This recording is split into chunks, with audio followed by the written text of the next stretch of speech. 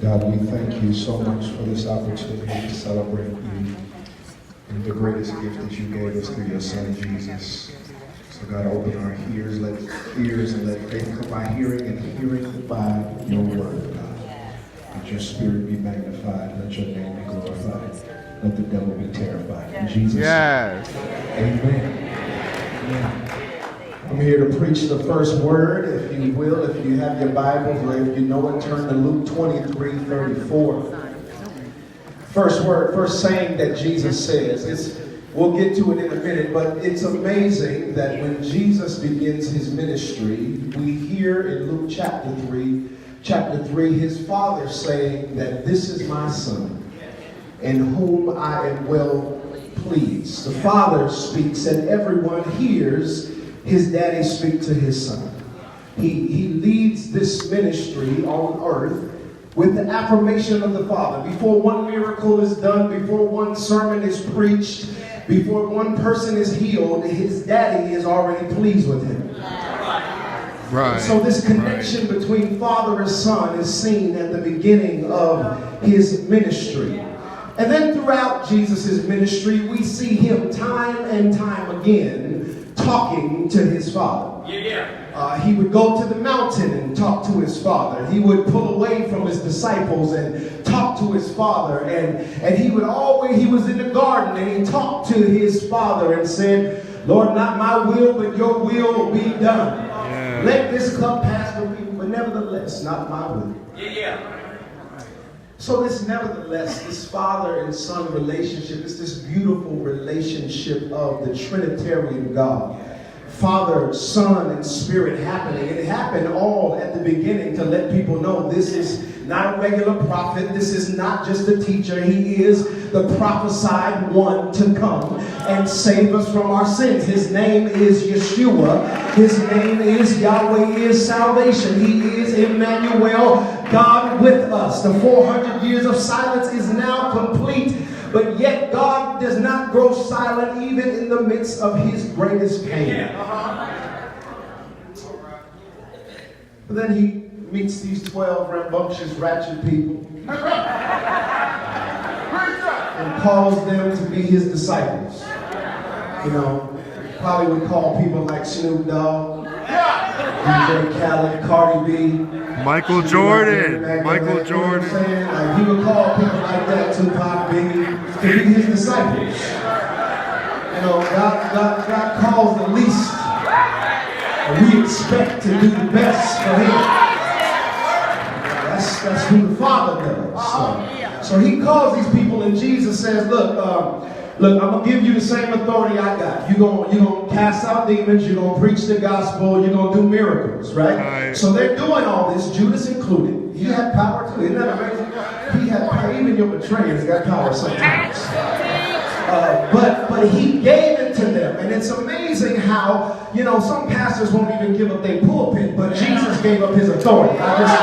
It's just showing the security of Jesus. I just want to throw that out there for some of you pastors who think that this is your thing. And this is God's church. This is God's word. And these are God's people. Here Jesus is given the same authority he got to do the same thing that he does. And we don't even know when they was baptized or if they spoke in tongues. Just want to throw that out there too. We don't know if they went through the catechism and knew all the Torah. But anyway, he calls these fishermen and these handymen and tax collectors, and he gives them the same authority. But then they ask him this question. Lord, teach us how to pray. We got authority. We can preach. We can cast out demons, but there's one thing that seems to be missing from our ministry that we see you do. Teach us how to do what you do with your dad. Teach us how to pray. And Jesus said, all right. Matthew 6, he says, start off like this. Our Father. Our Father.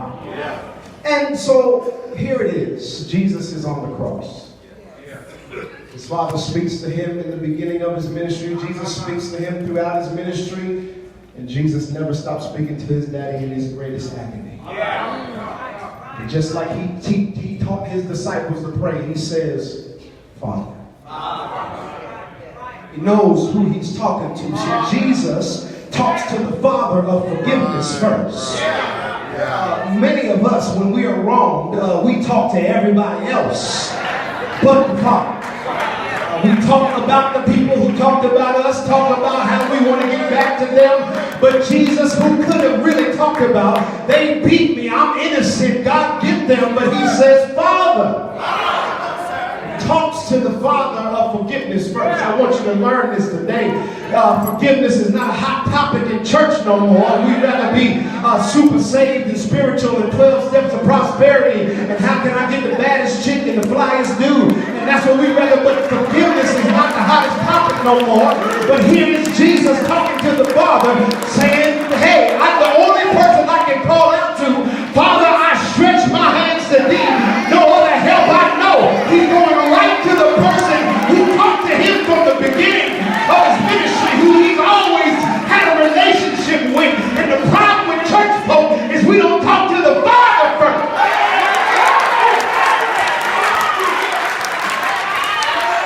We should talk to the one who has the greatest experience in forgiveness because he forgave us for every dirty thing we did. The Father has the great experiences of forgiveness. Charles Spurgeon said this, I believe that as often as I transgress, God is more ready to forgive than I am ready to offend.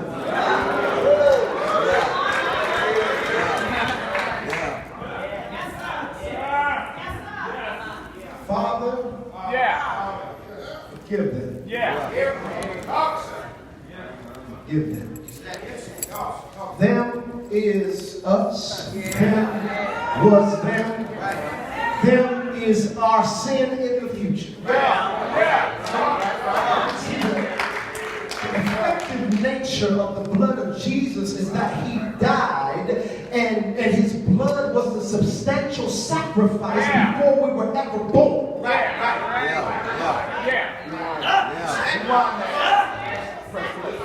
Before you could have ever asked for forgiveness, he already forgave you. And you worried about lifting your hands because of the sin you did last night. Well, let me tell you something. You ought to lift your hands because before the foundation of the world was formed, he already was going to love you and forgive you and claim you because that's what Daddy does. There's a song that says he's a good, good father. That's who he is. And that's who we are. And I'm loved by you.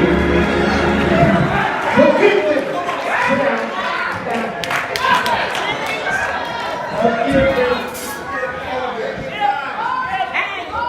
Jesus shows that forgiveness does not mean the absence of pain, but reveals the presence of the Father. Say it again for y'all that are taking notes.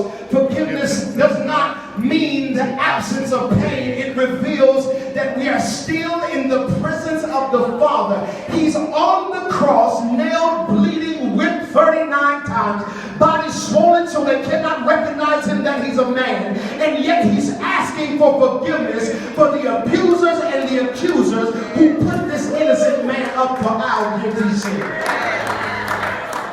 So when you're going to forgive somebody, that doesn't mean it's not going to hurt. Teach. But you still got to heal them with it. Jesus was fully God, is fully God, and fully man. So in the presence of pain, he's not from the absence of the Father. He's the blesser, but yet the betrayed. He's the creator, but yet accused criminal. He's the forgiver, but yet the forgotten in this moment. This is how we see how he's fully God and fully man. My question is, though, do we pray like Jesus? See, the clues of Christ help us get us through life. When you're most excruciating in pain and they've done you wrong, just say, Father, forgive them. Now, C.S. Lewis said to be a Christian means to forgive the inexcusable because God has forgiven the inexcusable in us. Yeah. All right. How can you not forgive as a believer of Jesus? Well, The last part of the scripture says, for they know not what they do. Of course, we like the King James Version. Right. Right. Jesus knew, first of all, to pray to the Father first. Jesus knew that forgiveness does not mean the absence of pain, but the presence of the Father. But Jesus knew who he was, regardless if the people believed him or not. If they believed he was the Christ or not, he said, Father, forgive them, for they know not what they do. Dr. King calls this spiritual blindness. They did not know they were crucifying their Savior. They did not know they were crucifying the greatest love of all. They did not know they were crucifying the very person who came to save them from their sins. And we have to know who we are when we forgive people, because we've been forgiven. Don't ever get spiritual blindness and forget that God has forgiven you, and you ought to forgive just like him. I'm almost done. If the Lord can forgive on the cross, we can forgive when we are crossed. Hashtag, Facebook it, tweet it, Snapchat it, whatever you gotta do. If the Lord can forgive on the cross, in the most excruciating pain and dying for our sins, that you can forgive every time you are crossed. I don't care how much money they took from you, how bad they knocked your name, whatever it was, how they left you. If God can forgive us that were guilty full of sin, and you can forgive when you're crossed, because I ain't never seen none of us be nailed to the cross and hung there from the 6th to the 9th hour. But Jesus said, Father, forgive them, for they know not what they do. Almost done. Dr. King said, forgiveness is not an occasional act. It's a permanent attitude. Dr. King said, forgiveness is not an occasional act. It's a permanent attitude. And the thing about Jesus is, everything he taught and everything he exemplified was on that cross. He said, love your neighbors, and forgave those who were beating him. He said, love your enemies and give them more. And this is what he exemplified on the cross. So as Dr. King, many people don't know this message, but he preached a message called love and forgiveness. It's in the archives on the King Center. I want to just go back and remix this a little bit. He said, now we cannot fully understand the great meaning of Jesus' prayer from the cross until we understand, until we notice the word with which the text opens up. It is the word then. Somebody say then. Y'all missed it. Y'all aren't reading your Bibles. Y'all just listening to me. Look at your Bibles. The verse immediately precedes, reads this. And when they had come to the place called Calvary, there they crucified him and the criminals, one on the right hand and one on the left.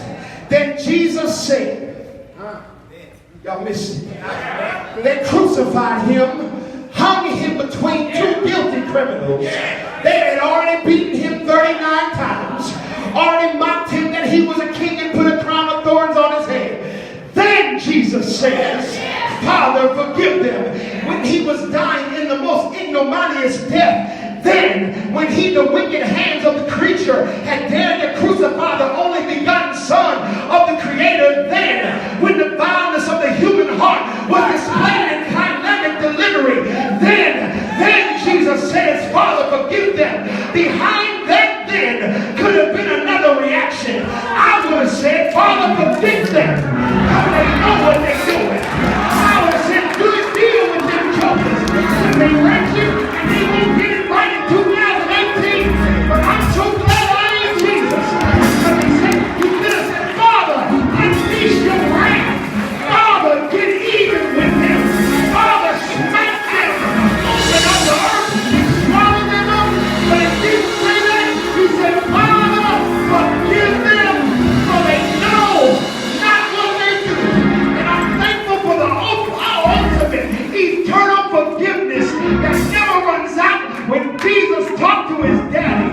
and said, Father, forgive them. And they know what they do. Though in excruciating pain, forgive them. Though I'm despised and rejected, forgive them. My question to believers is, when will we live out the true forgiveness that Jesus gave us on the cross?